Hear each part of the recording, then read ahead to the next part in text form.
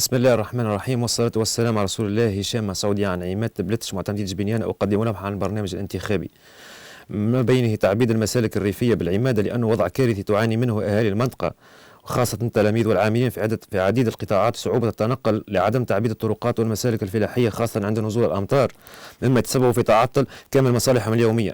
من بينه تعميم التنوير العمومي على كامل العمادة من حيث تضرر العاملين والعاملات في مختلف المجالات عند الرجوع إلى مقر سكنها في ساعة متأخرة من الليل. ولا يخفى عليكم في فصل الشتاء حيث تضرر العاملات والتلاميذ إلى المشي على الأقدام لبلوغ منازلهم ويتعرضون إلى مخاطر الطريق. إحداث بئر ارتوازية بالمنطقة تعدد الأراضي الفلاحية، خاصة أنها منطقة زاهرة بالزيتون، وعدم إمكانية الفلاحين بالمكان للاستثمار في هذا الموضوع، النقص الفادح في المياه مع عدم إمكانية حفر آبار بالمكان للتكاليف الباهظة. المطالبة بإحداث مركز توعوي ترفيهي للشباب، هو تركيز دار شباب أو دار ثقافة للتنمي والتطور الفكري والقيام بنشاطات ترفيهية، وهذا التقليل من نسبة ارتياد الشباب للمقاهي، من العلم أنه لا يوجد أي مقر ترفيهي بالعمادة. المطالبة بإحداث مركز صحي أساسي ثاني بالعمادة. أيضا مطالبة بتمكين صغار الفلاحين من قروض بدون فوائد لتحسين الدخل وإيجاد مواطن شغل لإنقاذ معاناة الفلاحين لغلاء الأسمدة والمشاتل، وذلك للنهوض بالعمل الفلاحي بالمكان.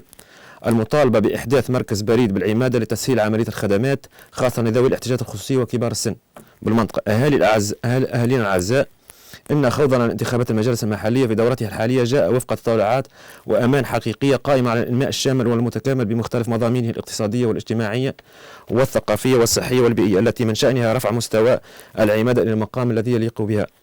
ولأننا نؤمن بأن حق كل مواطن علينا أن يكون ملما ومطلعا على برنامج الانتخابي من أجل التفعيل التواصل معه وأخذ أفكاره واقتراحاته في الاعتبار، لذلك وحرصا منا على عمادتنا الغالية بلتش وأهلها الكرام، ويدافع الرغبة الصادقة في المساهمة في تطويرها والنهوض بها، توكلنا على الله وترشحنا لانتخابات المجالس المحلية، معاهدين الله وإياكم بالعمل المنشود بصدق وأمانة وشفافية من أجل تحقيق الأهداف التي رسمناها سويا كما يجب أن تكون.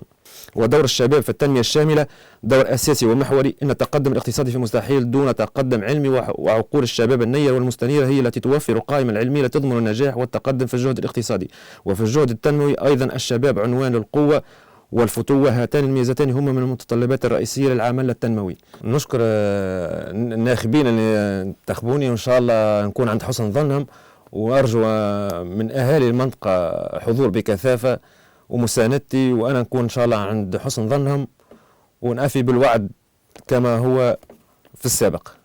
وشكرا.